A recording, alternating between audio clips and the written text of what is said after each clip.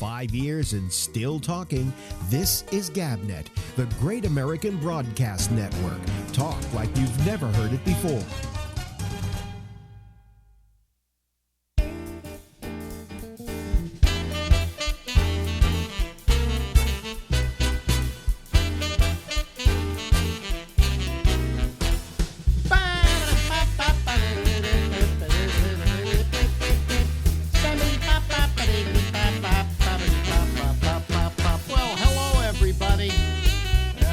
Bennett. We're going to be here until about midnight Eastern Daylight Time here in the United States of America. And a little bit later, let me turn the light on here. Bum, bum. A little bit later, we'll be talking to our citizen panel. Had a little trouble getting on tonight. I can explain that later. It's just, you don't want to hear about it. You really don't want to know how the cow is steak is made, how the cow is killed. You just want the steak. Okay, so I don't know. It was just a technical problem and something where I screwed up, as usual, where I screwed up. But here's where I don't screw up. Let's go out now and talk to our wonderful ex-wife. Looking you straight in the face, because of this wonderful thing called Skype, it's Ronnie Bennett. Hi, Ronnie. Morning. Yes, hi. Good morning. How are you? How you feeling? I'm okay. I'm all right. Yeah. Now, you told me something that immediately hit me, that you said you went to physical therapy. Well, you see, one of the side effects of chemotherapy, which I've not done for several months, is neuropathy, which I have in my feet and my hands. Mm-hmm. But also, I've discussed this, I don't know if here, but somewhere before, with a lot of pains in body joints. Mm-hmm. And normal over-the-counter treatment will take care of them. It takes 2 hours in the morning to kick in when I look pretty funny. Mm-hmm. But then a doctor last week, I have a lot of doctors, and they change from time to time, so this was a new one. Look pretty funny. Suggested for my hands that I can barely close this much. And I think I've talked about it. Hard to hold a toothbrush when you can't close your hands any further than this. Yeah. And thought that it could help. And I think it's from chemo, and I'm stuck with it, but what the hell, I'll give it a try. So I went yesterday. And there's this woman I met. It's called occupational therapy, and I've forgotten the difference between that and physical therapy. But all she deals with are hands. That's it. Just hands. I mean, we joke about doctors slice and dice medical care into these tiny little. Yeah. Well, she only does hands, and I was, expecting her to say, but only these 2 fingers or something. And so she gave me some exercises that should give me less pain, she said, in time. So we'll see. We will see. But I was interested that, for all of my joking about if you go to a pulmonologist, he can't answer questions about pain, and the gyne doctor who handles that can't answer questions about something else, and so on. Well, there was my proof yesterday. I went to see the very nice hand lady. Yeah, but you say you were only there, you told me you were only there for a couple of minutes? No. Oh, okay. I thought you said that. No. Yeah. No. Full-scale examination and teaching me how to do my now morning exercise. My morning routine, it's now got such a long list, that's hard to know that I ever will do it all unless I write it down. Well, I had a torn meniscus, and I went to physical therapy. The thing, here's the thing I thought. I go to physical therapy, and the guy would, rub me, put stuff on me, make me feel better. But no, he's telling me all these things I'm supposed to do when I get home. Right. Yes. And I never had an area of medicine that required homework. Yeah, me too. I have homework. And I'm going, well, wait a minute. Aren't you supposed to knead me and push me and prod me and no? Go see a chiropractor if you want that. But you know what? Once before, as I've often mentioned, until the cancer, I was, 76 years disgustingly healthy. But I developed something that I came to learn is known in the vernacular as foot flop. And one of my feet, I would take a step as you normally do, and the other one would flop down. And I'd take a step and it would flop down. And so the doctor sent me to a physical therapist. And it turned out, if you care, there's some nerve that runs down your leg. And if you cross your legs, which I do when I sit, it can damage that nerve, and that causes foot flop. And I'm thinking, yeah. I didn't know anything about physical therapy, except what you see in the movies, and you don't know whether to trust that or not. So this physical therapist gave me, like I have now, he gave me about 5 minutes worth of exercises to do every day. Yeah. And, I'll give it a shot. I don't believe in it. It doesn't seem to me, but I'll give it a shot. And it worked. So I have a great deal of respect now for physical therapists. Yeah, well, my physical therapist got rid of my torn meniscus, although I just tore it again. But I know what to do with it this time. But physical therapy does work. I then got neuropathy in my feet. I have it fairly badly, and I went to the physical therapist, and he didn't agree with my doctor that my feet are kind of hurting on the bottoms. He said that's not neuropathy, that's plantar fasciitis. And so he had me do a thing where I roll my feet on he gave me a golf ball. I've since sent away for the official plantar fasciitis rub on the bottom of your Alex, football. can we move on? Well, here's what I have. This is the thing I use. Okay. Yeah. And as I'm talking to you, I'm rolling it under my foot. Can we move on? I understand why young people don't want us talking about these things. Well, it's better I'm doing that than masturbating, for crying out loud, Alex, how do you go to this place? I don't know. That's me. You know me. No, just, could you leave that part out? I'm just trying to say things could be worse. But anyway. So the physical therapy has been working for your hands. I don't know. It's only the first day. Oh, well, okay. You just said you had a whole new appreciation, and I went. No, that was from the story I told you about my foot flop. Oh, about the foot flop. Which I think is a great name, foot flop. Yeah. It's the opposite of flip flop. I wanted to ask you about Sharpiegate. Sharpiegate, yeah. What about it? I'm throwing it to you, darling. Well, I have to give him credit. He does know how to do a semicircle. So he did it was very cleanly done. But it still was so obvious it was ridiculous, And but the part that got me is I can't remember who it was in his cabinet threatened to fire people at the weather people stuff who said that he was wrong.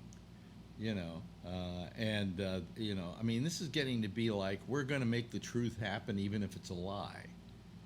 This is now, before it was a joke. Our idiot president, right? Who just can't let go of anything. Now it's deeply serious. What has happened is, if it's not the least political, it's one of the least political agencies of the federal government, NOAA, NOAA. It's a fucking weather department, I'm sorry, I was saying something and you said... It was a goddamn weather department. It's the weather, Yes, that's what I'm saying, that it's science-based and the least political, except for the very top appointees, one of the least political agencies of our government. It is now a political agency, and I would guess that every political head of every agency in the United States government now feels free to lie to us, even if it could cost lives, which in this case it could have. Well, and this is a serious slide out of democracy and into something else awful. Well, I heard something about what he did being illegal.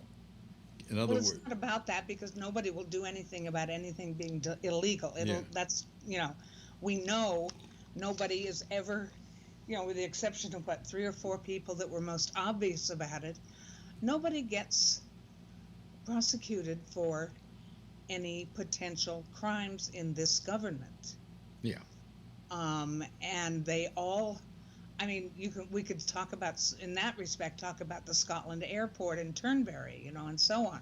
yeah, But this thing where the head of a cabinet, in a cabinet position, says, I will fire you if you don't lie about what the president said. We don't have any way to trust anybody in government anymore. well, that also puts nobody. that also Not a yeah single person. well, that puts a lot of people on notice that if you do something that goes against the president and what he has said. No, that's not the point. You're missing the point. Yeah. Okay. Yes, that's all true. We all know that. Yeah. But the point is that the government, as a democracy, is gone. It has disappeared as of Ross saying that. Wow. Yeah. It doesn't exist. Anybody can do that now. I will fire you unless you say out loud to the press exactly what I tell you. So how do we, and when it's something like the Weather Service, we saw what it did. We're going to see for years what it did in the Bahamas and so on.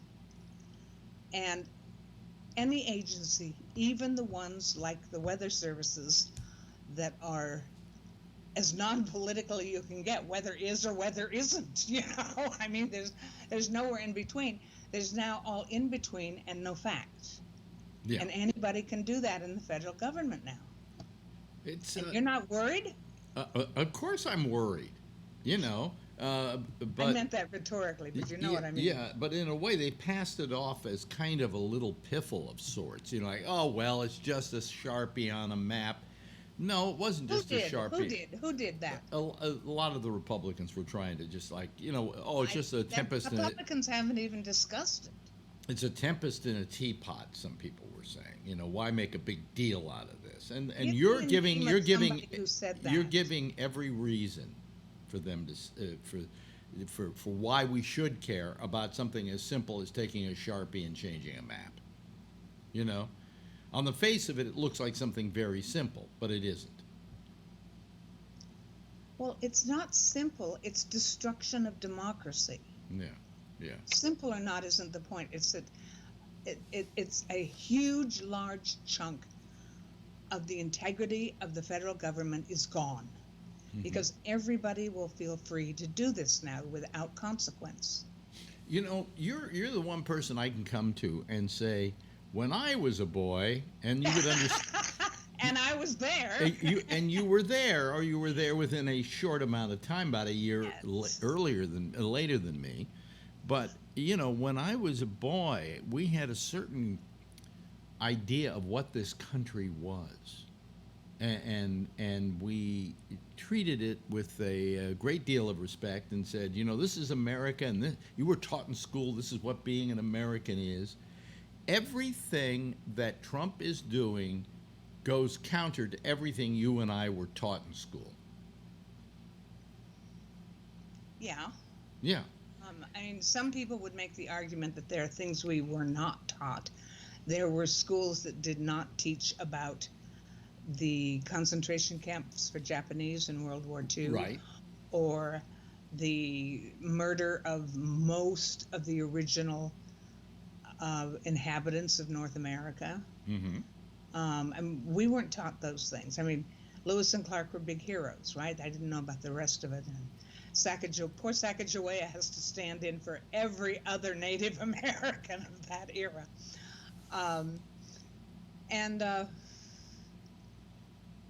Well, I suppose you're right, Yeah. Except for us old folks who remember that.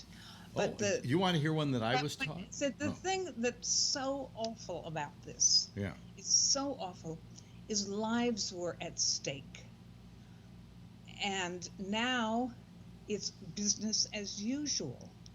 If you run an agency, particularly I suppose if President Trump appointed you to head it up, mm-hmm. You can go stand in front of a bunch of media microphones and cameras and say anything you want, whether it's true or not.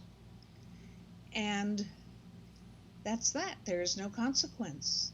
And it can mean, in terms of weather, it can mean horrendous amount of death and destruction. And I think there's somebody I read in maybe the New York Times or the Washington Post this morning who took up the point of view of exactly what I'm talking about with you. But it's the only one I've seen. And I read pretty widely. I get an awful lot of newsletters in my email box every morning, and I click through and read a lot of it. Yeah. And I don't see anybody else talking about it from that point of view. It's the only one that makes sense to me, that we must recognize what I've just said. I don't know what we can do about it. I don't have an answer. You know, we were talking about what we were taught in school. Let me tell you something I was taught in school that will just absolutely...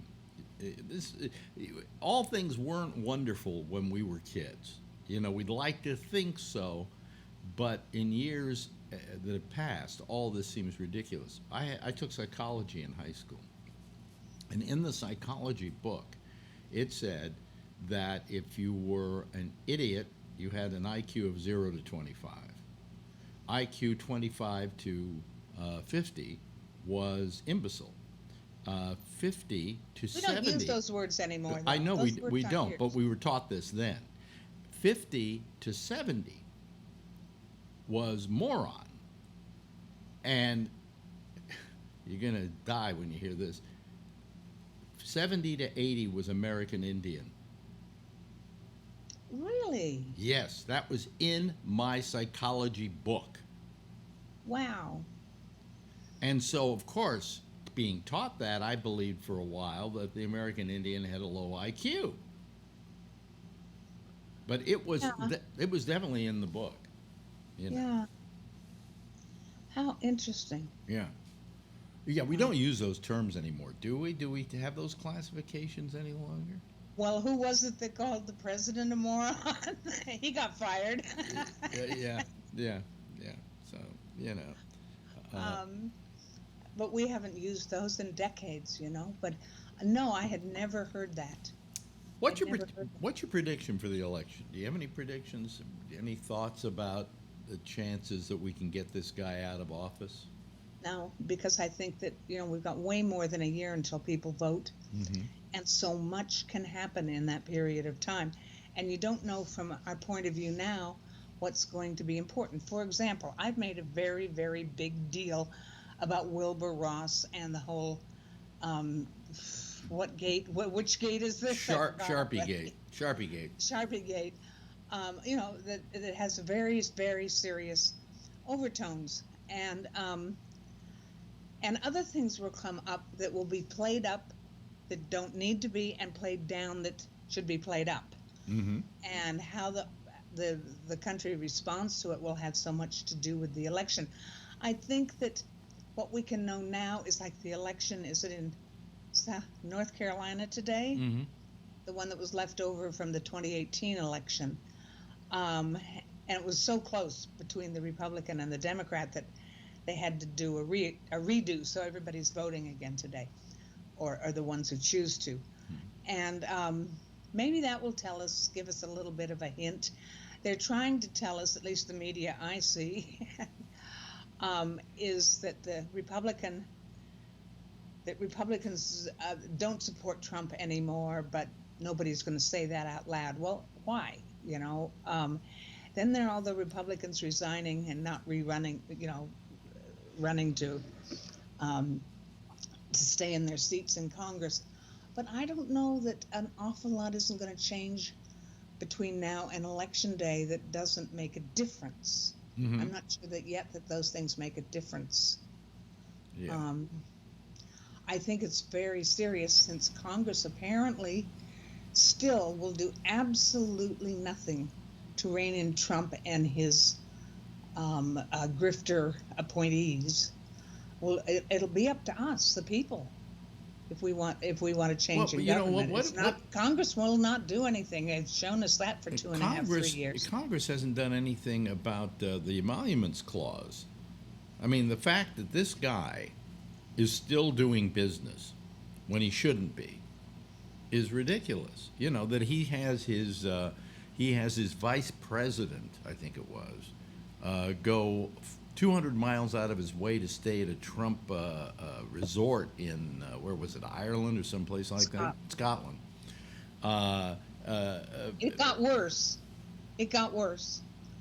And apparently, hundreds of trips that used to be made through other ways, military airplane trips, are now stopping at that same airport next to his resort there, Turnberry, and staying overnight there, and then going on to wherever they were going to in the Middle East or somewhere. And apparently that's been going on since the beginning, and it's the only thing that keeps that airport afloat financially, because there's nothing else there but the golf course. And so Trump has apparently, we don't know for sure yet, but there seems to be a lot pointing in that direction, has done a deal with the airport to have military transport refuel there at higher cost than if they went to an American base in Europe to refuel. So it doesn't stop. But why? Why we don't stop him from doing this? I don't understand why we that. don't say to him, look, you cannot do business. You have to put yourself in a blind trust. Which I don't think he's done that. Which every president does, so that he doesn't make decisions based upon his own personal wealth. And in this case, you not only have a president who supposedly has great wealth, but in fact does not, and is getting rich off of this. Well, I mean that's kind of the overview. It's the specific things that bother me that Congress has done nothing about. Now, the laws are all terribly fuzzy about this. I just don't believe there isn't something that can be done if you're not, I don't know. I don't know what's wrong with the Democrats. They've always taken advantages and turned them into disadvantages all my life. Well, I think the Democrats have this sense of being nice or trying to be nice, and that kills them every time, because somebody like Trump comes along and takes advantage of that. You could have wept yesterday again because of Trump, that more than 100 people were turned away in the Bahamas from a boat going to Nassau because they didn't have visas. And Trump's out there again, said he had to do this because there were drug dealers and bad people, very, very bad people, that's the quote, coming on those boats as refugees. Well, I think the drug dealers are also refugees in this case. Yes, they're legitimate refugees. I mean, the destruction's pretty total. But apparently, I can't find it anywhere this morning, apparently it had been said that anybody could travel, on these boats that are coming by to get people off of it, because there's no water, there's no food, there's no nothing. They've got to go somewhere else. Yeah. And then the president said, no, we had to take those people off the boat because they're drug dealers and bad people. And he uses that as a scare tactic every time. Drug dealers, rapists. When there's no proof that any of those people were that, and these were people who needed help. We were talking about a boatload of 200 or 300 people. It doesn't matter. Just get them somewhere where they can get fresh water and food, sort it out later. Right. The humanitarian problem first. And what is this? It's just you just weep at this. Yeah. I mean, imagine often, I don't know if it has to do with the drugs I take nowadays, speaking of drugs, the drugs I take nowadays or what, but I often come in from grocery shopping or lunch with a friend or something, just dying of thirst, can't get a glass of water in my fist fast enough. And If you've ever been there, we all have, and think about there's nowhere to go for fresh water to drink. How do you even function when you feel like that? I just, it's just dumbfounding that every single morning, it seems to me, you're damn close to that. I wake up and the president himself, not somebody acting for him, and maybe then erroneously, every day the president has done something that is cruel to some group of people. Every single day. Close enough. Yeah, yeah. And again, that wasn't what we were taught in school. We were taught we were wonderful people and we help people out. And when people are in need, we're the country who's there and blah, blah, blah, blah, blah, blah, blah, blah, blah. Yeah. Instead, we got this, I won't use a term, as president. By the way, be happy to know my wife has been banned from Twitter. How did she pull that off? Trump's Twitter account, because not from Twitter. Yeah, because she, I can't remember the term she used now, but she was calling him a whore or something, and they said that's inappropriate behavior on Twitter. Oh, really? Yeah, that's inappropriate on Twitter. So she's been literally Tell her to wear it as a badge of honor. Yeah, she's been put on waivers for a while on Twitter because of that, and she does take it with a badge of honor. You know, I'm very proud of her. You know. Yes. I said apparently, but he probably never saw it, but you know, somebody did. Yeah. Hey, there's something I'm curious about that viewers probably can't see, but I want to see, and then they'll be able to. Mm-hmm. Off to your right shoulder, Mm-hmm. there's we may have done this before, and I'm just too old to remember. There's a photograph leaning against the thing that's a very elaborate gold photograph. Yeah. Or photograph, yeah. What is it? You know, I don't know. It's Marjories.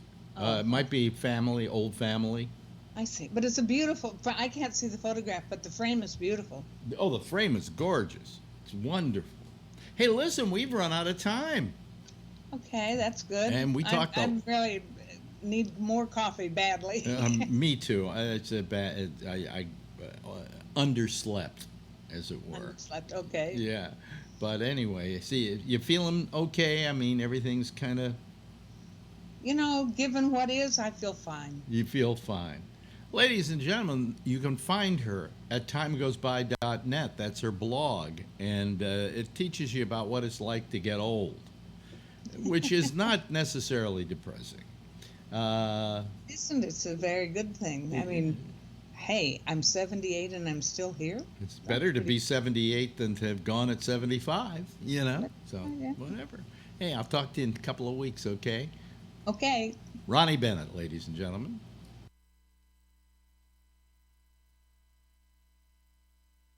Boy, nothing's working tonight. Let me see here. Oh, I do everything wrong. 5 years and still talking.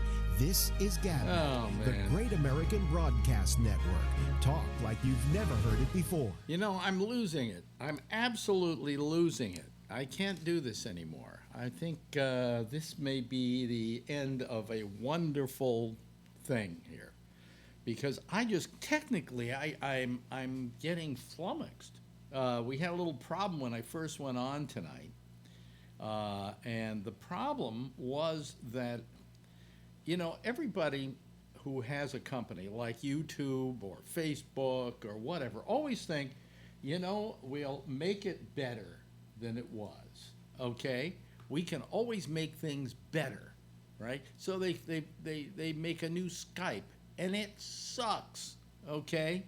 And they do a new whatever. So YouTube has changed its format of how you put these shows together and everything. And they think it's so much better and so much easier. And the other day they said, here, try out the new control room. And I tried what they called the new control room. And what I didn't know is you have to have a key so that YouTube knows it's you, and then it runs the show. You know, and so you have to have feed it that key so that it knows that it's you turning the whole thing on.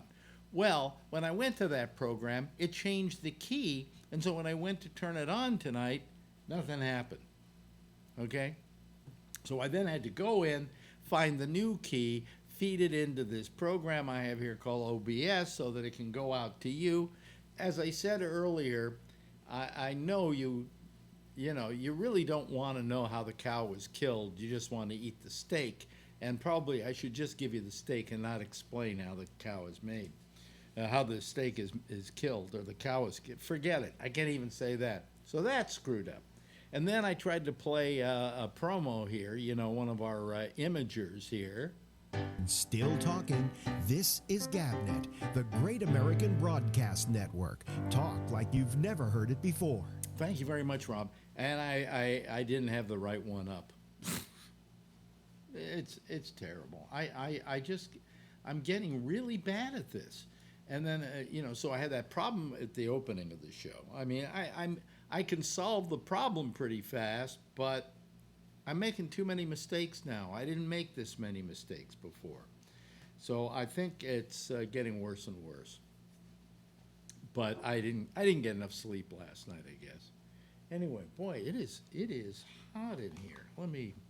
I don't know why, because the temperature outside is only 72, but we have this humidity factor that happens, and it's, whatever. So anyway, it's time for you to call the program, and we have the lines are open. And if you don't call, I can quit this early, okay? Damien didn't do a show tonight because his lady had a back problem or something that he had to attend to. So that was a repeat that I ran from 2 years ago. Oh, boy. That's why I don't like to turn this thing up this fast. I hate that. I hate that ring, by the way, that Skype has. It's not a pleasant ring at all. So I don't know. But anyway, hey, look who's here already. Hey, Charlie, and he already had a space last time, so we put him down there. Okay? All right? All right. Oh, here comes some other people. Here comes Tom Yamaguchi. Oh, haven't seen Tom in a while. And let's see here. Here comes Ray Renati. Okay, now I got to somehow get these people. What happened here? I had to give these people a place. First of all, we'll put Tom Yamaguchi in the hallowed top spot here. Okay, there we go. And you're number one. And number two will be let's see here. Number two will be let's see here. Who's the other one that we had? Ray Renati. So that would be wait a minute, where's there he is. Goomba. There we go. Yeah. Okay, that's the name. there's that. Okay. And then I got to go over to the next thing here and add in Phil. He's scuba diver. That one I know by heart practically. And let me see here. Let's go to that. Okay. Well, so far I'm doing this all okay. I'm not fucking any of this up tonight, so. Yeah. God, Hey, Ray. What? I call it after I finish riding my bicycle. Yes, Ray. We just lost Ray. See, he froze. No, I'm here. I there. took off the mic. I turned off the mic so it wouldn't be wind. Oh, okay, but you were frozen too. Yeah. I might be getting out of range. I'm up in the hills. Did you hear what Tom just said?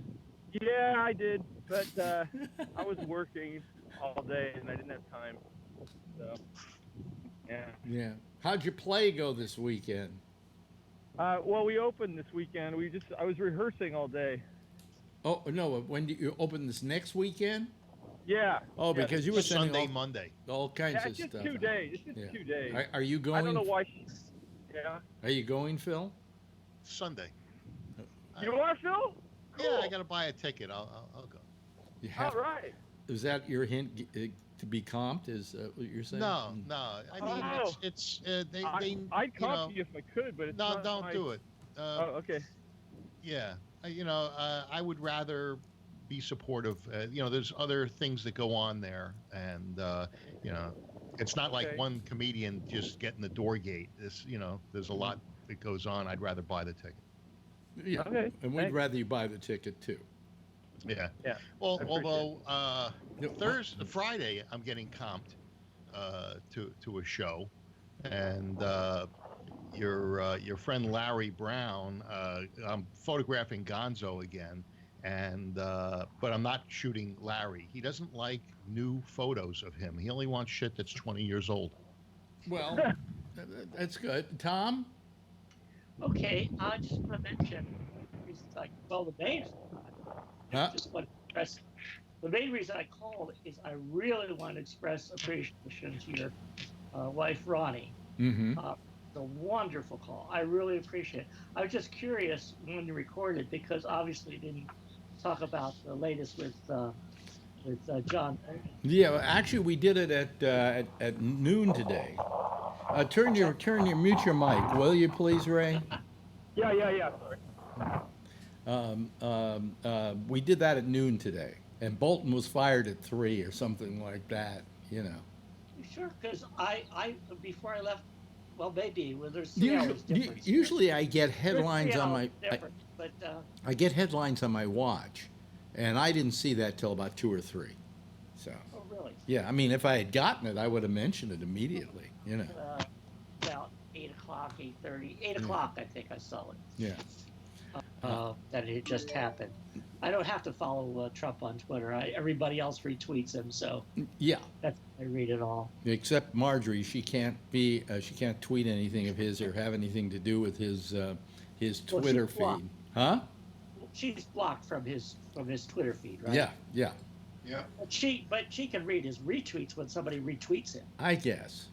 Yeah. But never say know- never say retweet. That's what Elmer Fudd said. Retweet. Yeah. Let me see here. We've been just joined by somebody who's phone only. Who is this? That's Todd. Todd. It's Todd Moore. How you doing? Long time no speak, yo. I don't know. Who's Todd Moore? He's a truck You driver. remember me? Really? Oh. Yeah. So, look, I'm getting so old I've been now. trying to help him with his Skype. He reached Yeah. out to me the other day, and he doesn't have it quite yet. But believe me, Alex, he is trying a lot. Oh, okay. Well, good, Todd. Thank Yeah, you. I've been trying for the longest time, and your buddy's been helping me out, but it's just, I mean, I got the computers and I got all the stuff in the truck. I'm in Wheeler, and everything is not working. And I was trying everything with the cell phone, and I hope I'm not interrupting. No, not at all. Not at all. Oh, okay. Yeah. So I apologize. No, I mean, wait. I've been listening to everything, and we talked a while back, but I was hoping to be on the panel, but I really having a hard time doing it. Well, here you are. Todd sent me a nice note. He said it was the other day. It was Respect a Brother Day. Mhm. That's right. That's right. Yeah. That's Right. right. We're Yeah. on the panel. So, But no. So I know what I was saying, Tom, was that we did it at 3 this afternoon. So I had no. Okay. Yeah, I did it at noon today. So Yeah. usually I try. Whenever I do Durst, I always run Durst day and date. Sometimes she's a day late, or maybe a little more than that. Whatever. Alex, you got a double fill on your YouTube feed. I have a double fill. Oh, well, Yeah, Todd, you don't want that. that's not good. Two See, fills. see, I'm looking just at when two. I thought I wasn't fucking up tonight, I'm fucking up tonight. Hold on a second. Alex, please don't be Pick it on me, and I'm looking at 2 fills. don't be so hard on yourself, Alex. Please don't. I mean, you're doing the work of 2 people. You really need a producer. Well, that's who, Well, yeah. I mean, you need resources. You need funding. You're doing the best you can. Yeah, I'm doing. Tom is right. I agree with him. Yeah. Here comes John Peroulis. Okay, is he going to be a video? Me too. There we go. Alex, most people couldn't even come close to doing what you're doing. So you got rid of one of the fills. Yeah, hey, John. Yeah, I got rid of one of the fills, and Oh, can you see me? I can't see myself. I'll Yeah. replace I that with. see you. You're at the bottom. Sorry. Let's see here. On Skype. John Perula. So what would he be? Oh, there he is. John P. Okay, here we go. Hi, Alex. Let me see here. Wait a minute. I gotta do this, and there we go. Hello, John. Long time no see. Yeah, well, I've been seeing your buddy down there, Yeah. Phil. Mm-hmm. And I haven't seen Ray in a while, but Ray's in a play now. Yeah. Ray is also bicycling. Oh, okay. I thought he was falling down some kind of a chute or something, a parachuting. No, he's directing traffic, I think. Yeah, maybe we can get him to go skydiving and do this while jumping out of a plane. It's about the only thing he hasn't done. Yeah, hey, if that I will. if that Felix Baumgartner did it, setting a world record skydive, he was on YouTube Live, so Ray should be able to do that too. Yeah. Oh, maybe Ray could do that. Ray, let's have you try to do all kinds of things. So maybe you kill yourself, while we're doing the show, and that will be like really big. Don't do it before Monday. It'll go viral. Yeah, don't go do it till Monday. We need to have those love letters read. My freaking chain just fell off. Yeah, I'm fine. Thanks. That's the Skype gods punishing. See. Oh, hi everybody. I'm sorry, I forgot to say hi to everybody. I'm a little bit shocked. I've been working all day. Yeah. So his your chain fell off. Yeah. Yeah.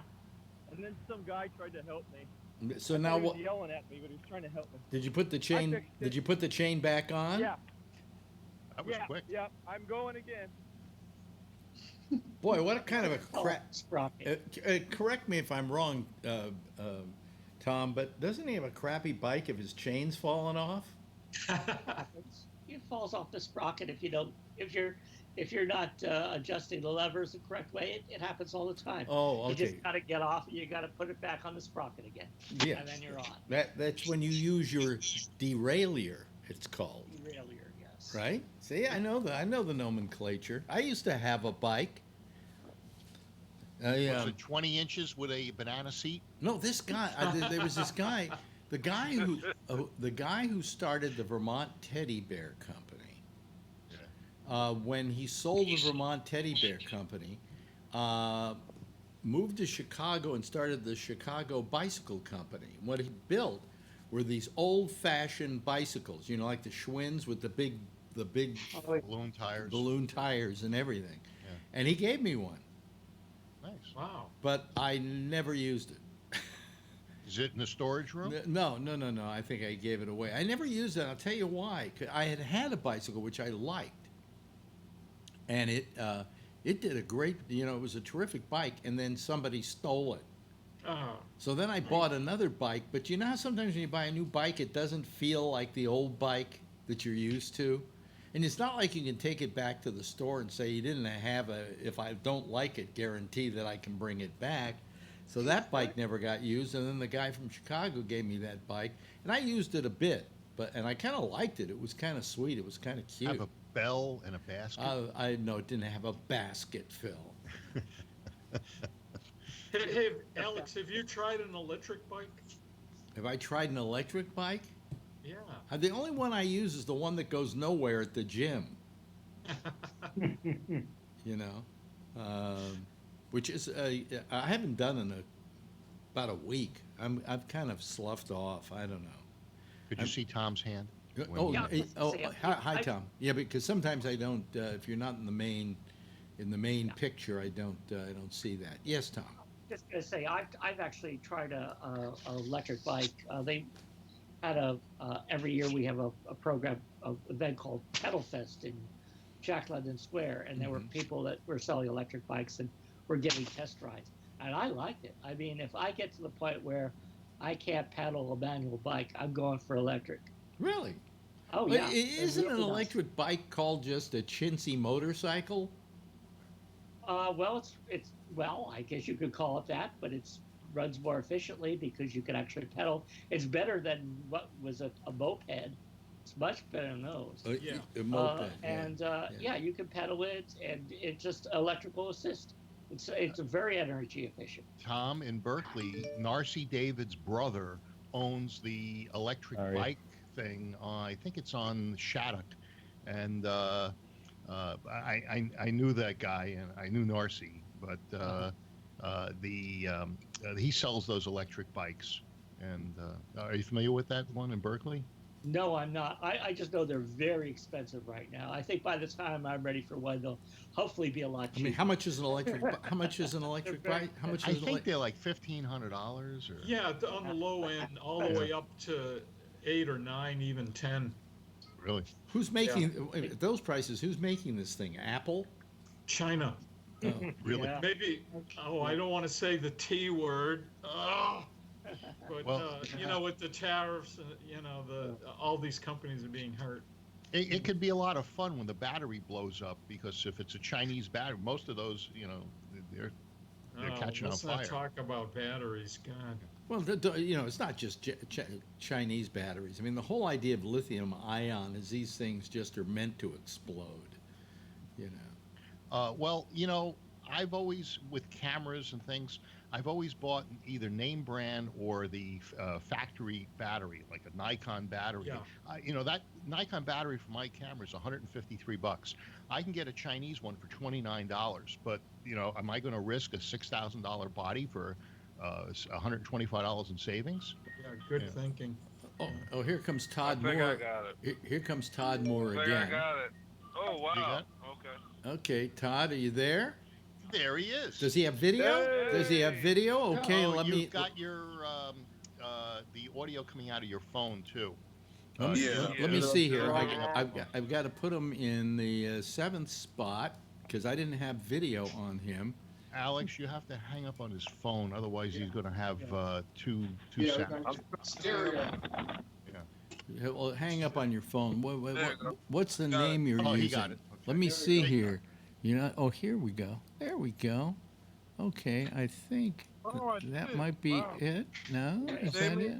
Is that it? Hold on a second. Sorry. No. Now you got to turn. Yeah, Now you have to turn yourself into what we call the landscape mode. Turn your phone around. Turn your phone so it's around. sideways. So it's sideways, so we can. No. Take the phone and turn it. He's starting to. No, explain what you would. Todd, can you see my phone? Can you see my phone, Todd? You see how it's this way and not this way? Yeah, he just turned it. He just That's turned the way it. you. No, Okay. he didn't turn it yet. There we go.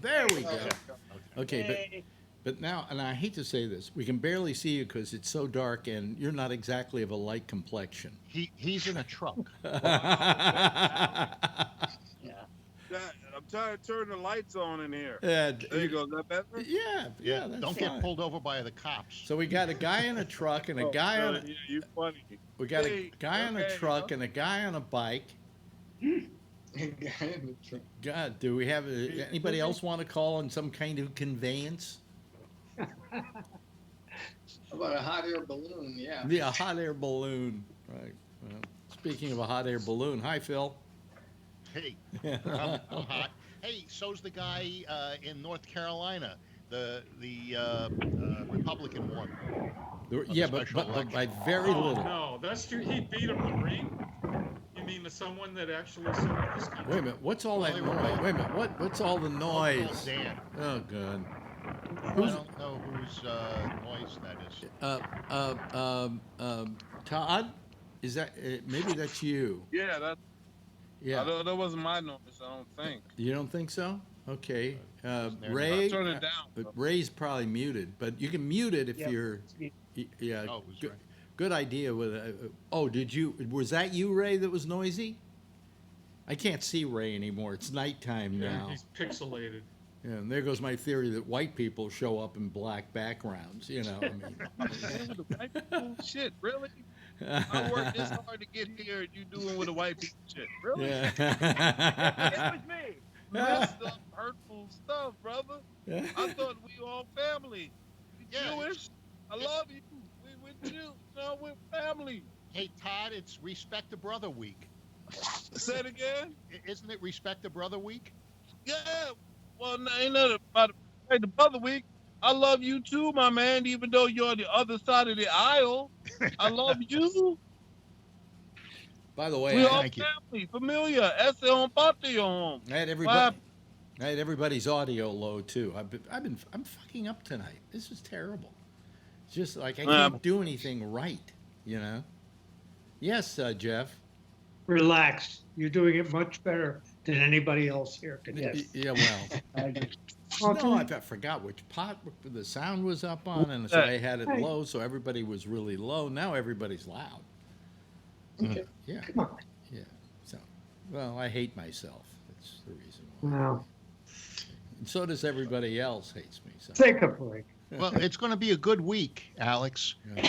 Tomorrow, I'm getting together with a friend in the city. Tomorrow, I'm seeing Little Stevie Van Zandt at the UC Theater. Then Thursday, I'm getting together with a friend in the city. I don't think he's called Little Stevie Van Zandt. That's what they call it, Little Stevie Van Zandt. Okay. Yeah. Then let's see. Friday, I'm shooting Gonzo. And then Sunday, I'm going to go to Love Letters. Well, Sunday, we don't do a show. Well, that doesn't count. Hey, Phil, you should stop by my house before you go to the show. I'm too shot to do anything Friday night. But if you want to stop by here, why don't you swing by? On the way? Okay. Yeah. What's in Novato? Yeah. Oh, that's a nice place. Trick Winery. They're doing a lot of comedians now. Yeah, so Larry Brown will be playing, and we're acting, doing his thing. Oh, cool. Here comes Kevin. Wow, we're getting we're almost. Look, Ray looks like a big dick wobbling back and forth. You're right. Let me see here. No, that's not the one I want. Cancel. I got to go to 8. Boy, I'm fucking up. It's fucking up like crazy. You got 9 tonight so far. 9 tonight. One more, so and you get a full house. Kevin. Where did we? Hog Rider. There he is. See, as I get a lot of people here, the names start popping up. Wait a minute. There we go. There he is, and he's part. Now look at that. We got 8 people. One more, and it'll be a full house. But I don't expect that will happen. Never say never. Never say never. How you doing, Kevin? All right, how you doing, Alex? I'm heading towards senility. Today I was doing an interview. You'll hear it in the next couple of days with Stephen Pearl. All right, and I mentioned John Goodman. Now this is going to show you a gray moment. Okay, and I said, yeah, I loved him in that movie. Flintstones. Huh? No, the Big Leibowitz. Oh yeah. Oh yeah. The Big Leibowitz, isn't it? Yes, exactly. Yeah. And I said, the Big Leibowitz. And it didn't sound right to me. and it turns out, of course, it's Lebowski, but I'm fucked. Okay, that's the way I am. Okay, so I'm sorry. But wow. So anyway, enough of that. What else? Let me see here. So we had Bolton got fired by Trump. Probably a smart move. Well, everybody hates Bolton, so even Trump haters are glad Bolton got fired. Yes, Tom. He actually resigned. He said he did. Yes, he did. Well, Trump says he fired him. He said he asked for his resignation. Who are you going to believe? Yeah, this is a man who says, I resign, and another man says, let's talk about it in the morning. Or the man who says, I fired him. Who are you going to believe? I fired him. Either one of those guys. Do you believe Trump over John Bolton? I think Trump. That's a hard choice. It's semantics. No, I think Trump. I'm like anybody else. I wouldn't have hired Bolton in the first place, but I can't call Bolton a liar. I think it's Trump semantics. Is a liar. He's a serial liar. Okay? So if it's a choice between the veracity of John Bolton and Donald Trump, I'm going to accept the veracity of John Bolton. Tom, Why did Bolton say he quit? if you ask, You know why he quit? You want to know why he quit? Yeah. I know why he quit. Because Trump invited the Taliban to Camp David, a secret meeting with Camp David. He was going to make a big announcement on 9/11 that a peace treaty was developed, to end the Afghanistan war, and that fell apart. Bolton was totally opposed to that, and most national security people, as once again I'm saying, I'm not a fan of John Bolton, but in this case, John Bolton was right. Okay, it was a bad decision to bring the Taliban to Camp David days before the anniversary of 9/11. That's it in a nutshell. Okay. That's why I resigned. Mm-hmm. I believe he could quit. I believe Bolton would quit over that. Yeah. Well, I mean, apparently there was some disagreement there, which made it impossible for him to continue. You say? Well, I mean, Trump does everything for show, and that whole thing with the Taliban was, it was out of nowhere. I mean, that kind of thing. You have some discussions going on beforehand, and you check to see that it's going to be worth your time to do it and all of that. It looks like he just did it because it sounded like a good idea. Hey, in 9/11, I'll say I'm talking to the Taliban. That's it. Yeah. Because he could remember 9/11. Yeah. Yeah.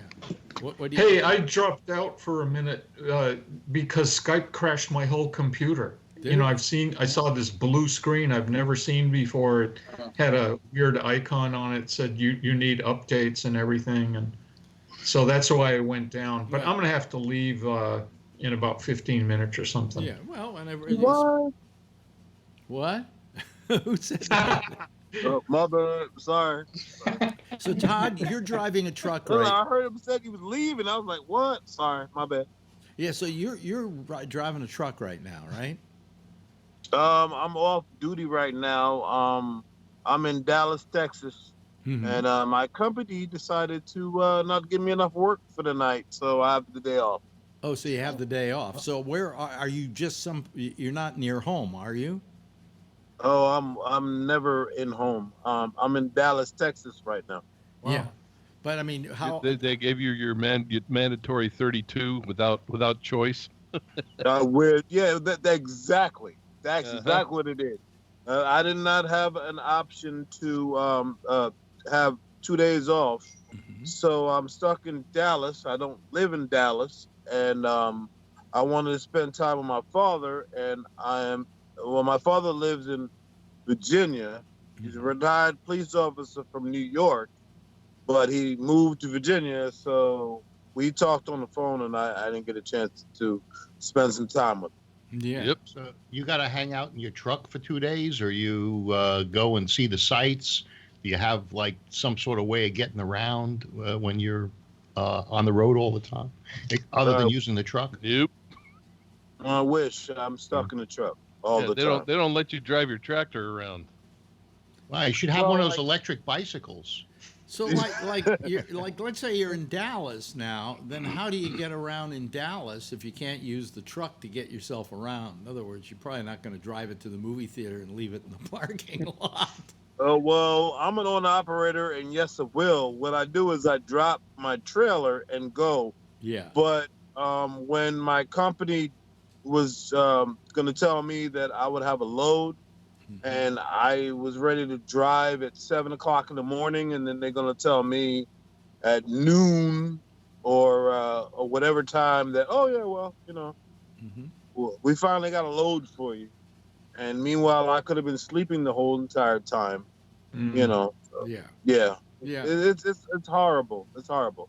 But I guess everybody's looking forward for all of the robots to drive the trucks and then kick us all out real quick, real soon.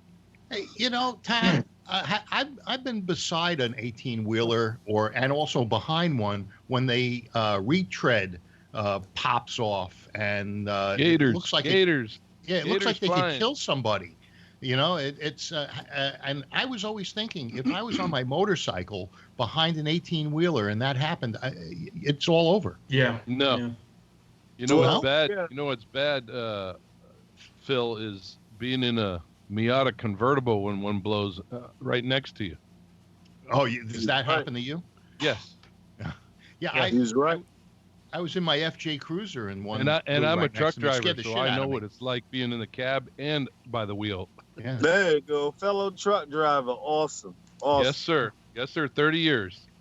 There you go. But see, Whoa. you know what the good news is with me? Is I'm an owner operator, and I try my best to put those retreads on my truck. So this way that They don't blow off. I don't want nothing to blow, no on nothing. Are Well, you I don't running? what- Are you running super singles or still duals? I have super singles on the back, and yeah. So let me ask you a question, Todd. Yeah. In now I forgot what I was going to ask. See, that's what's happening to me these days. I didn't interrupt. I know Now you didn't get interrupt. me. Come on, No, finally. well, first thing I wanted to ask you is, do you see a lot of things from being high up and looking down at cars? Oh my I knew he God! was gonna do Yes, that. sir. Yes, I've told some stories. So, you really want to know? Yeah. Oh yeah. That's go what ahead. that's what we're here. Okay. Good gracious. We don't have any FCC things here. You could say whatever you want. Let me get Okay, my well- wife out of the room first. Fellow truck driver. There she goes. Bye, dear. Yeah. She's heard them all. She's heard them all. Oh well, there's a lot. Yeah. Let's see. I dealt with a lot of women that were doing stuff. I dealt with a lot of men doing stuff to women while they were driving and looking at me like, "Oh wow, you wish you was here." And Yeah, I'm look like what I looking got. at her like, "Yeah, well, I kind of do, but he's there."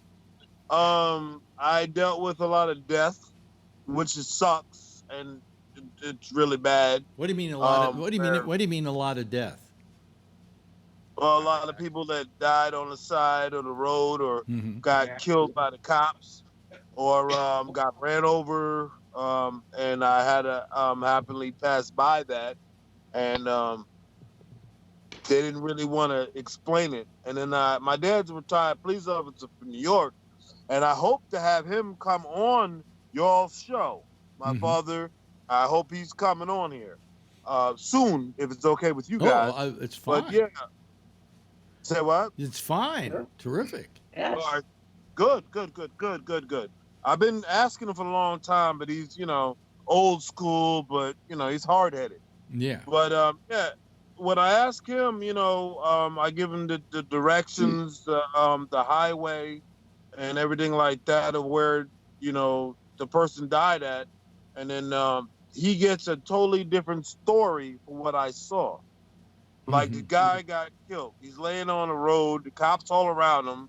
And I'm trying to figure out what happened to him because there's no car around. And, so it's real sad. The cops have a car that they throw down if they have to. Yeah, you would say that. It's a I knew throwdown you would car. say that. Yeah, They throw that down. They sprinkle a little bit of crack on it, right? Oh, yeah. That's what I love about you, Bill. You're funny. But no, man. It's sad, man, because it's like, all jokes aside, it's like the dude's dead and there's all cops around there. They're sitting there talking about, drinking coffee. And I passed by and I don't know. It's horrible, man. You have to be able to separate yourself from what's going on. You can't be part of it. You have to remain, I call it professional, but, the guys that are sitting around telling jokes and sipping coffee are doing that for their own sanity. They see it day in and day out, just about. Now, And- let me ask you, Todd. Are you married? Thank the Lord. No. Oh. Smart. I'm young. I'm probably the youngest one. I am. Let me think of my age, because I lie to the women about my age because I'm a truck driver. So I believe I'm 46 now. Yeah. That's what I tell you guys. That's the truth age. But my lie age, you take 10 years off of that, is what I tell the women. Oh, okay. All right. Okay. But now they all know if they're watching. Yeah, but the that's show. fine. You all know, but no women watch this. No women watch this. You see? Yeah. Well, I'm hoping that they all will. Yeah. And I'm hoping my father will get on here, because I keep trying to tell him.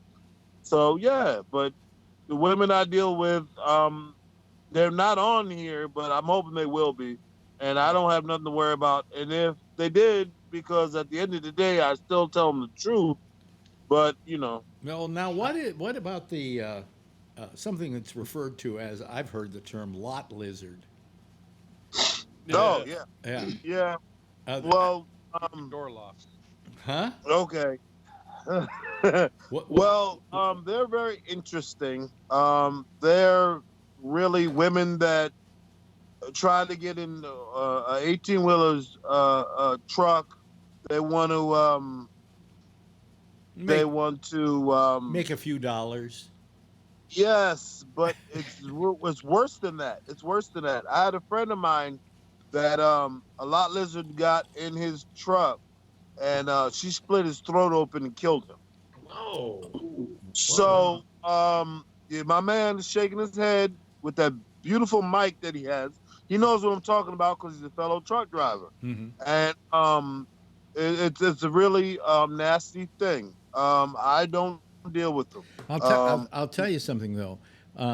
When I was at Sirius XM, I had a lot of truck drivers calling the program. And the reason we had a lot of truck drivers is the early adopters of satellite radio were truck drivers. Why shouldn't they be? They needed the entertainment, and it was there. And so I had a lot of truck drivers, and I really appreciated them. I really appreciated what they did and the life they led, because it's a different kind of life than I would want to lead. Oh, yeah. Yeah. For a few years back in the 80s, I was a manufacturer's rep, and I was traveling the whole state of California, Oregon, and Washington. And I saw a number of head-on accidents, people passing a semi-trailer truck, and then all of a sudden there's another semi-trailer truck coming the other direction, and then they were flat instantly. And the only thing, if you'd stop, because the traffic would stop, the cops got there, they put a blanket over the car. And but I saw a lot of that, especially going out to Modesto. I forgot the name of the highway. I think it was like 209 or Kevin, you remember? 205. 205. Yeah, on that one, it's like 2 lanes, and people would pass, and they're doing 90 miles an hour, and boom, you get these head-ons. It was. I'm sure you see a lot of those just driving down the highway. I bet he sees more blowjobs than he sees that. Yeah. No, I see more accidents and more fatalities and more life flights than anything else. It's very sad. I've been doing this for 17 years, even though I do look probably young, but it's a hard thing. And, with everything, I try my best to save anybody's life that I can. I really don't ask for anything. I don't want any respect. I just do it to try to help whoever I can. It's real rough, but it's a job. It's something to do. It pays the bill. Yeah, it definitely does. Wow. I'll tell you, That's why it's so dark where I'm at. I'm in my truck. Yeah. Now, what about want to do it nowadays, because I know what it was like when I was driving. All I used to haul is hazardous materials. You had it nice. What's that? You had it nice compared to now. Yeah. Right now, the way people drive and the phones and everything else, I'll tell you what, I'm glad I ain't driving now. You lucky. Hey, Yeah. what do you guys I'm what do you sorry, guys think of Uber going into the trucking business? They, What? they are. What? Yeah, Uber. Uber is going in the trucking business. Yeah, they are. Doing what? Yeah, I got Hauling Picking up people? riders? What are they gonna do? Go down the border and haul people? No, we haul loads through Uber. You're like, let's just say see my company right now. Let's just say there's Oh, it's nothing like really- a broker, like a online broker. There's a Yeah. TV program that does that, where you bargain for the Yeah, that's cheapest. the shipping wars. Yeah, Yeah. I watch that shit all the It's- time. It's horrible. Oh, that's crazy. Yeah. I can haul that load in 3 notes. Yeah, because you end up you're bidding and you don't make shit on your loads. Yeah, true. I don't make a whole lot of money on my loads, but I will be able to go back to New York and Yeah, you can Well, figure out where you're gonna go. well, I mean, certain places I like to go is like Maine. I love Maine. I love going to Maine. So, I mean, the money will not be that well to get there, but I miss Maine. So, What do you know, like about Maine, Todd? What is it about Maine that you like? Well, I had family up that way Oh. because I'm a New Yorker from the Bronx, New York, Okay. and I also love the air. I love the smell of the air and the food because there's one truck stop. They got these big, huge, what's the Lobster word I'm rolls? looking for? Lobster rolls? Heroes, subs. They have this one Italian sub. Take all you guys up there. You're from the Bronx. Todd, what do you call a sub in the Bronx? Oh, it starts with a W. Oh, wedge, right? You ask for a wedge? Meatball wedge? Yeah, but if I'm in the Bronx, I like pizza. Boy, you haven't been here for a long time. I've never heard that Well, I term never in New did. York. Have you heard it, Jeff? I was in the Bronx on Saturday, and I didn't hear it. No, you ask for a wedge, a meatball wedge. This way they don't cut the sandwich all the way in half. They cut it like a wedge, and then they put the meatballs in it, so it doesn't. The sauce doesn't fall out. You got 3 New Yorkers here, and none of us ever heard of it. I never asked for that. Well, you got no class. Wait a minute, Tom. Tom. I like to take the conversation back to Uber. And you know what's Uber's interested in, and I think it gets back to what Todd was talking about earlier about the autonomous vehicles. I think that's Uber's long-term strategy, and right now, I think Todd is correct. When those autonomous or self-driving vehicles come online, the first thing they're going to be doing is doing these truck driving routes where you're going to have these vast caravans going, closely following each other down the interstates. Todd, if you're interested in a book, there's a guy named Sam Schwartz, who used to be the head of the traffic department in New York, and his nickname is called Gridlock Sam because he's credited with coming up with the term gridlock. But he wrote a great book they can recommend called Nobody at the Wheel. And I would suggest anybody interested in autonomous vehicles. I'm going to write that. Nobody at the wheel? Nobody at the wheel. Did you ever see those trucks? Well, Tesla has a truck right now that does that, right? They ran one for a while. They have an electric truck. Yeah, but they've got an autonomous one too. I believe. They're all experimenting with it. I saw those. Oh, they have a lot. Yeah, they're experimenting. Yeah. In Australia, where they got these real long hauls, they have like one cab and 4 or 5 trailers. Yeah, they're road trains. Yeah. They got the That's on the robot Outback. trucks out now. Yeah. So they But do see, it. The thing that I got a problem with is with the autonomous vehicles, with some of the hazardous material like stuff I used to haul, is you have to monitor that stuff. And there's a lot of stuff that I used to haul that you had to stop and check every 100 miles, 150 miles. You had to stop You had Kevin, to check was it chemical? temperatures. You had to, all that stuff. You had to go check your load to How- make what- sure it how- didn't uh, fall let me- over, let me- if it was Kevin, leaking. was your stuff chemical? Let me ask you a question, though, Kevin. When you did this, what kind of thing did you have to do? In other words, what did you check exactly? Well, you'd look to see if your load had fallen over, if it was leaking. There was logs that you had to keep, things like that. Now, some of that stuff could be automated, with probably automated sensors and things like that. But gases. When I was hauling gases, they had to be checked to make sure that they weren't leaking and that sort of thing. If they start leaking, what happens? Does the truck just stop there, and what happens after that? Does it automatically close the freeway and things like that? Yeah. I had a friend that worked for Union Carbide, and he used to pump he'd get up on top of these trucks that would pull in, and he'd put in some sort of chemical shit. This, your face would fall off if you smelled it. But they in Richmond is where they used to come in and fill up with this crap, and then they sulfur go or something off. like that. Yeah. Oh, this stuff was awful. Yeah. I used to haul stuff that was in a bottle that was this big, and had this much product in it. Would take out a whole county. Yep, that's right. And it cost you about $30,000 a bottle. Wow, you're talking about my mother's cooking. Yeah, that's true. And then you're gonna trust robot computers that's gonna drive trucks to do that. That's a shame. Do you think? Do you think though the day is ever going to come when we do that? I mean, when they are going to allow these robot trucks on the road, or is it just? I mean, it's something we've talked about for years. But look how we're going crazy over a couple of people dying from vaping, for crying out loud. Think of what we're going to do when one robot truck goes crazy. Yeah. Another vapor died today.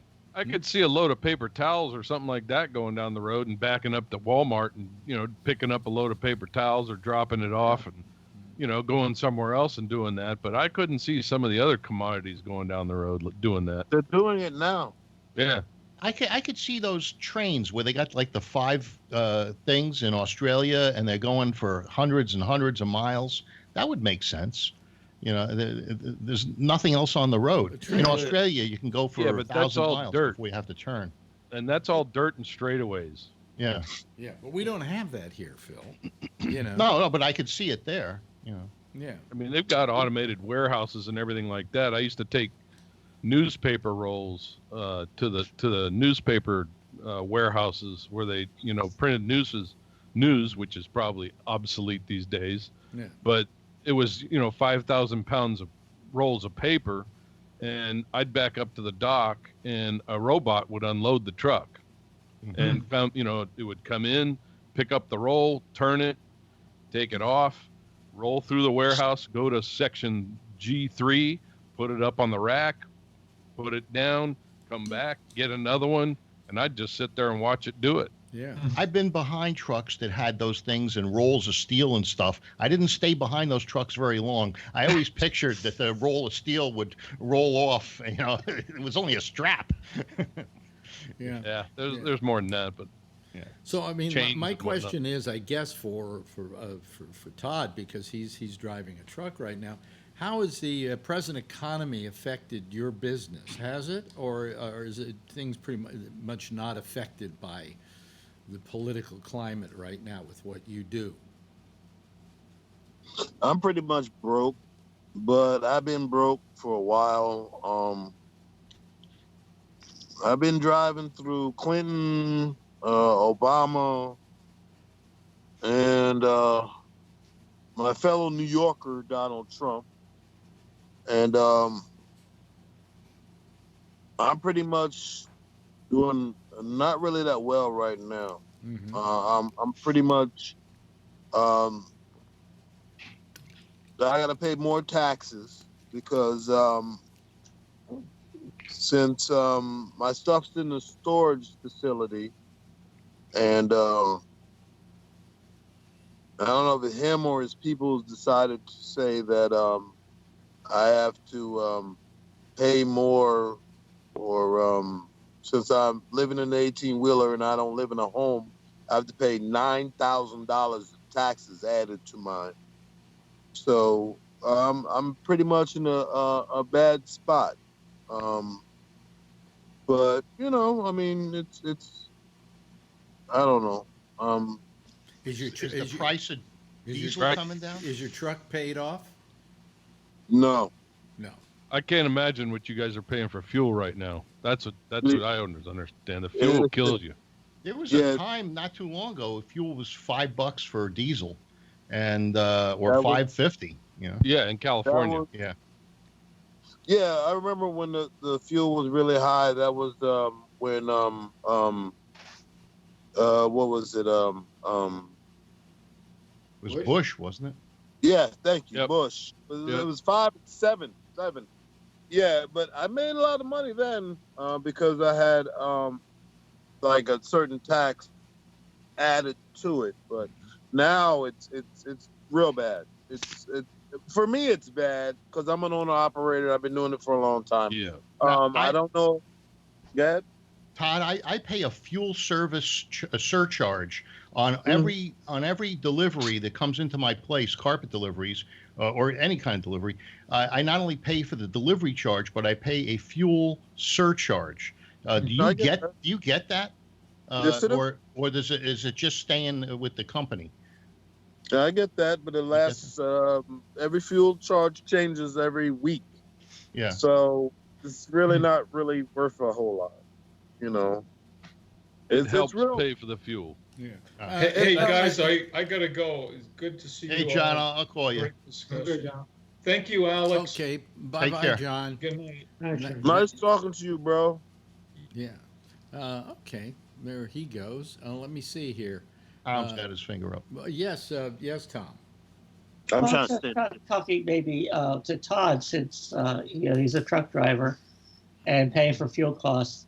How would you feel about a fee on carbon to counteract, to reduce our carbon emissions, given that you are able to pass on your fuel costs to your consumer, to your customers? Have you considered the implications of a carbon tax or carbon fee? Oh yes, I would pay it without hesitation, or I would get out of the truck and I would go back to being a chef or a mechanic or some other type of job.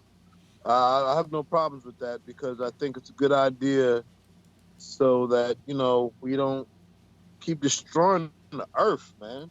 You know what I mean? So I do this as a job. I started it because, child support was whipping my behind, and that's all done. I've been doing this for 17 years now, so I'm supposed to be making good money now. I'm not. But I got everything else squared away, and I'm not in jail for not paying that. Yeah. So, yeah, I would have no hesitations of driving a battery-powered 18-wheeler or just getting out of it. Yeah. I have no problem with that. Let me ask you this. We were talking earlier about tires, okay? How much is a tire for one tire for your truck? Oh, man. Well, I have super singles in the back, and each one of my super singles is $800 a piece. Are you sure you're from the Bronx, Todd? Guys from the Bronx don't buy tires. Yeah, man. You got this little wrench.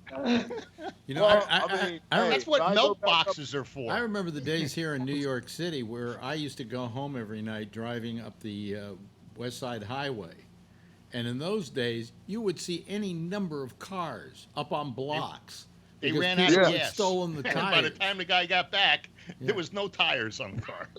One day I was driving up there actually, and there was a horse there, and he was missing all his hooves. It was really, it was terrible.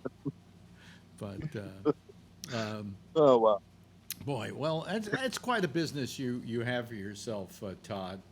I don't know that I could do it. I think people who drive trucks are a strong bunch of people.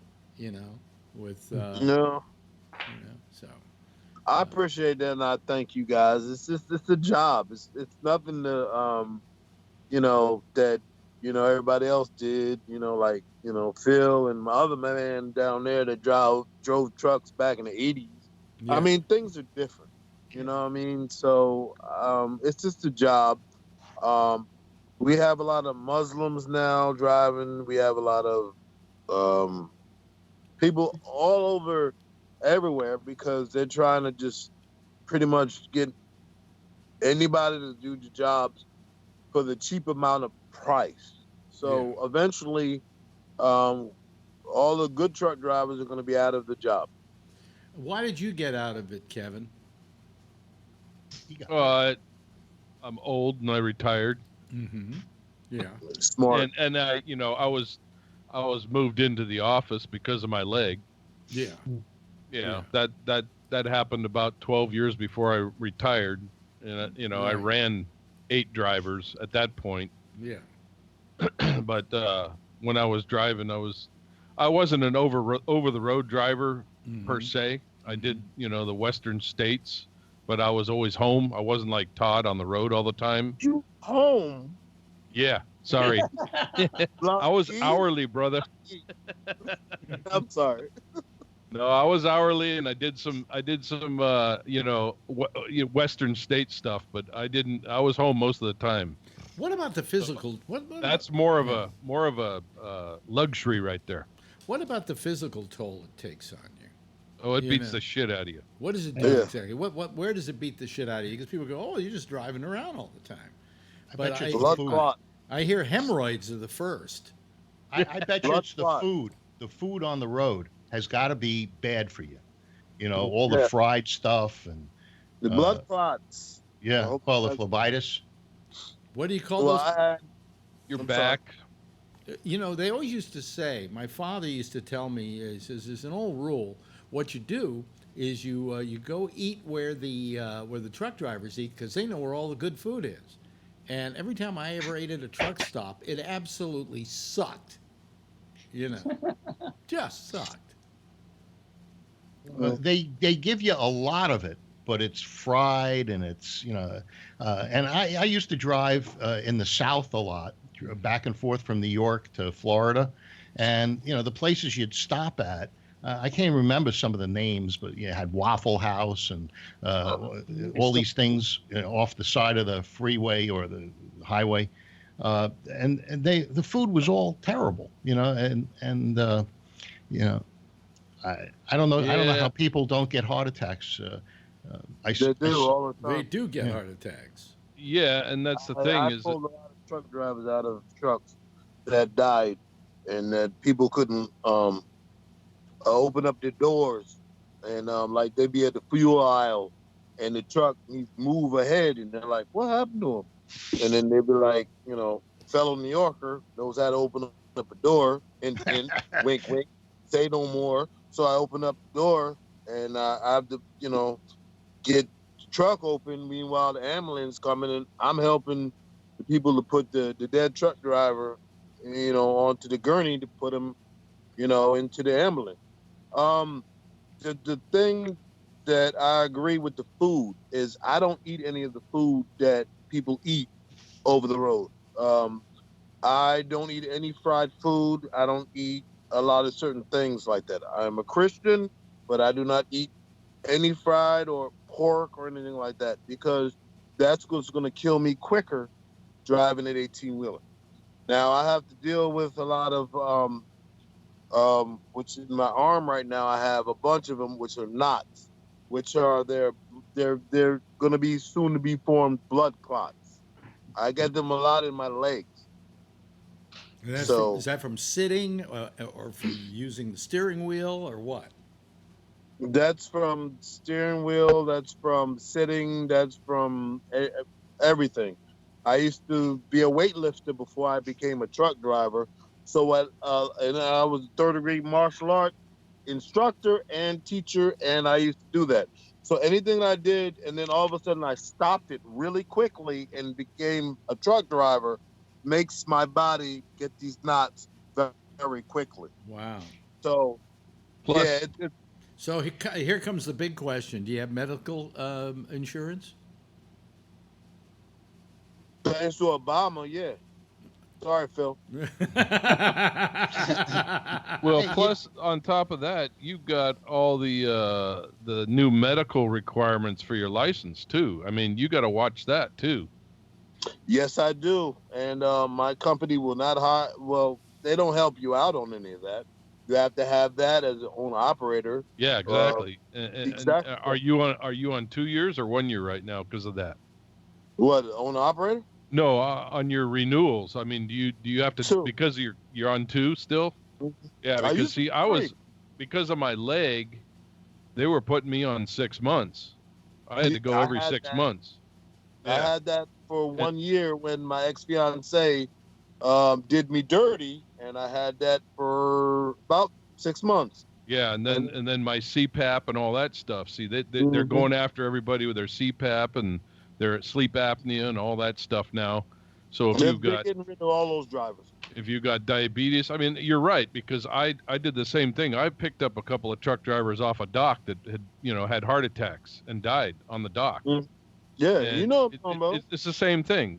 These guys were, I've seen some truck drivers that were lifted into their trucks with forklifts. Let me ask the 400 question. pounders, man. Let me ask the question that begs asking. It's crazy. Let me ask the question that begs asking. So why the fuck do you do this?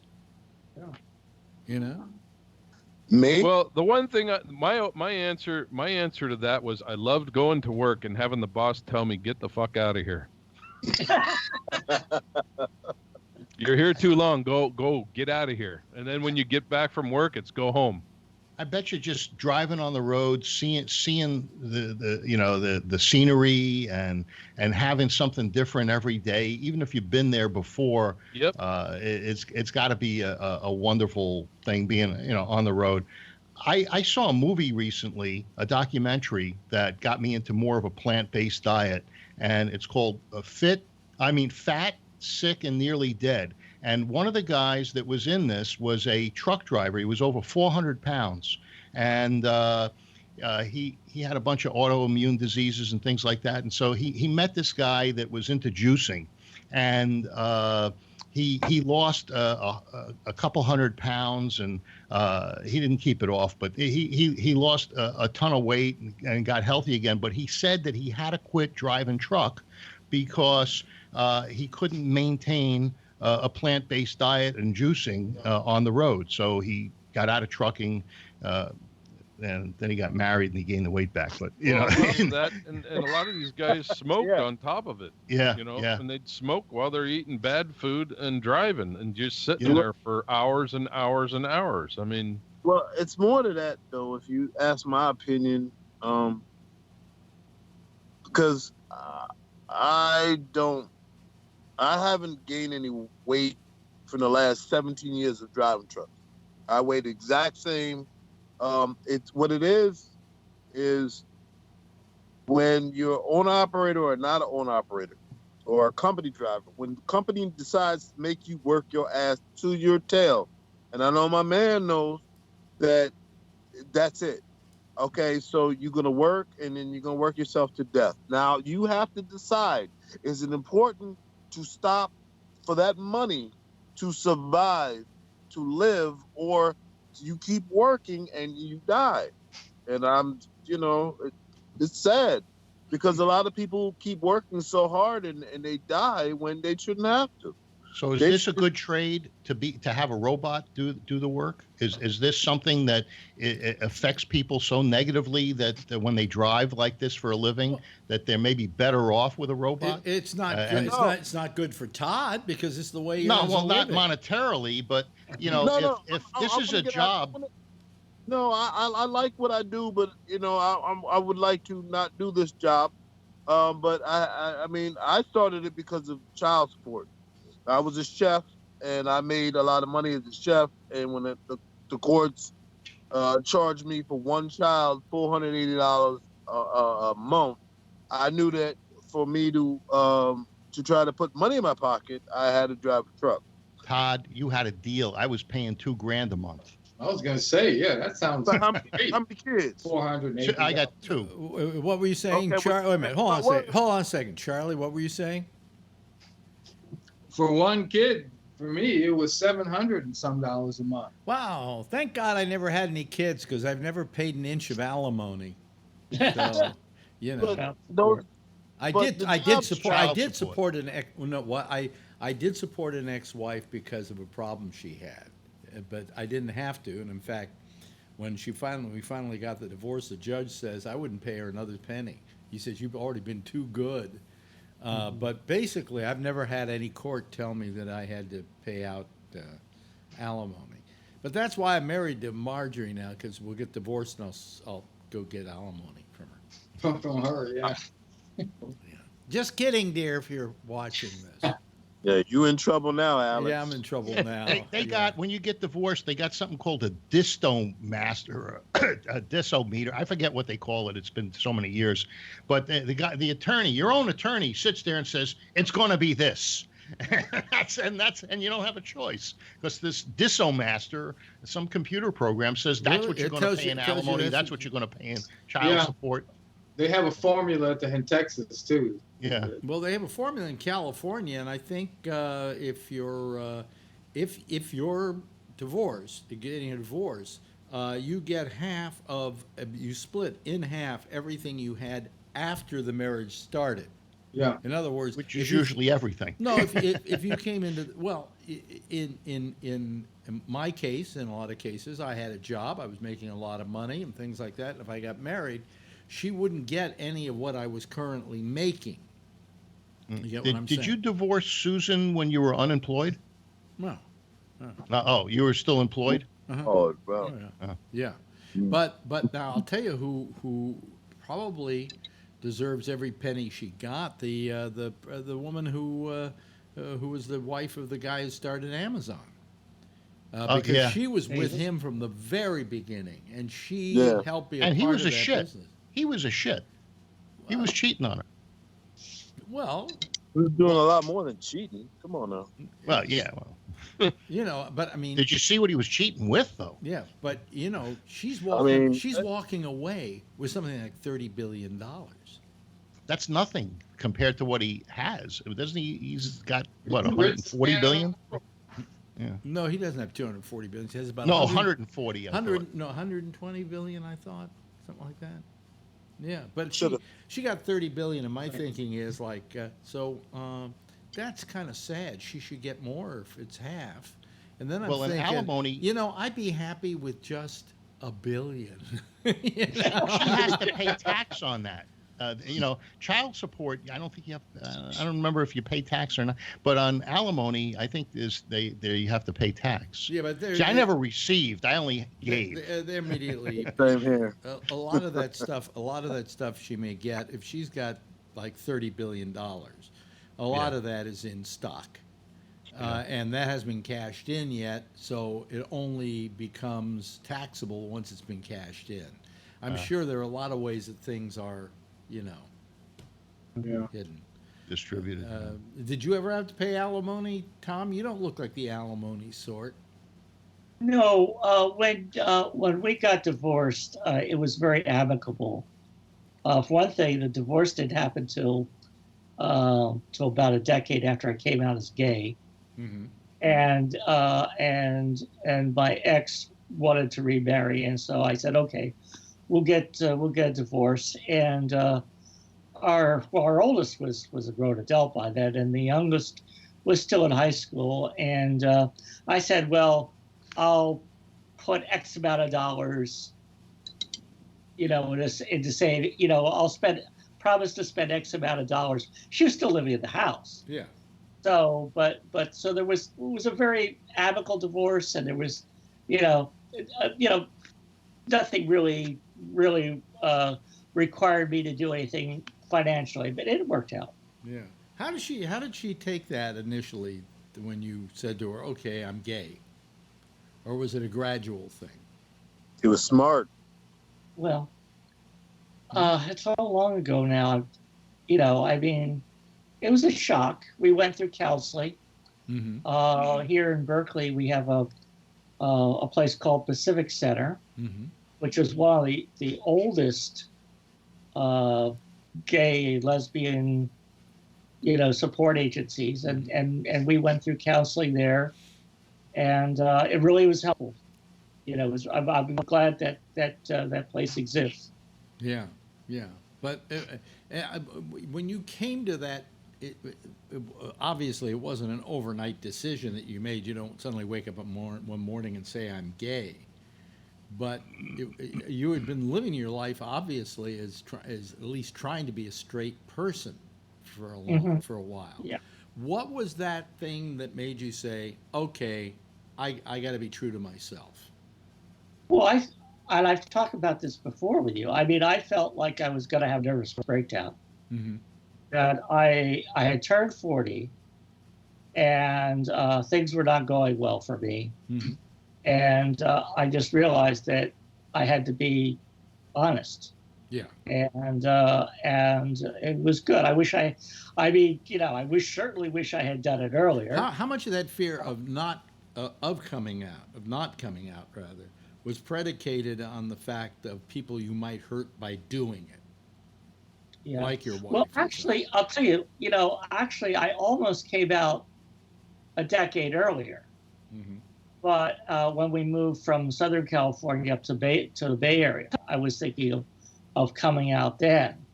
And then AIDS hit, and I just panicked because nobody knew what was the cause. We just knew that gay men were dying, and I said, I don't want to risk anything, and I just stayed in a closet for another decade. I remember that whole thing when it first happened in San Francisco, and it was a mysterious disease. They didn't really know what was doing it or what the risk factors were. And it was, I remember I was in San Francisco at the time that San Francisco became ground zero for all of that. Yeah, we both were. Yeah. Do you think that, there was a health guy from San Francisco that said it was intravenous drug use, blood. I used to know his name off the top of my head. And also the baths. Yeah, the gay baths. Well, no, what happened was, what was his name? Do you remember his name, Tom? Because I always had it on the top of my brain. Right now, my brain isn't working well. But he was vilified by the gay press, and the reason he was vilified by the gay press is he said this disease is being spread in the bathhouses. And the bathhouses were the main advertisers for the gay press. So they started vilifying this guy like crazy. But he was right. He said, inside that place... Silverberg. What? Silverberg? Was that his name? No, something like I don't remember. Silver something, yeah. Yeah, it wasn't Silverberg. He was the head of the San Francisco Health Department.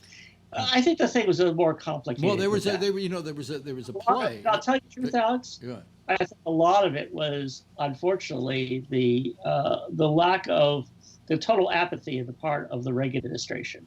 Well, there was a play. Reagan himself, you could say, is responsible for thousands, if not hundreds of thousands of deaths because they did nothing. Yep. They really didn't do anything. Right. And the bathhouses, they were sort of late to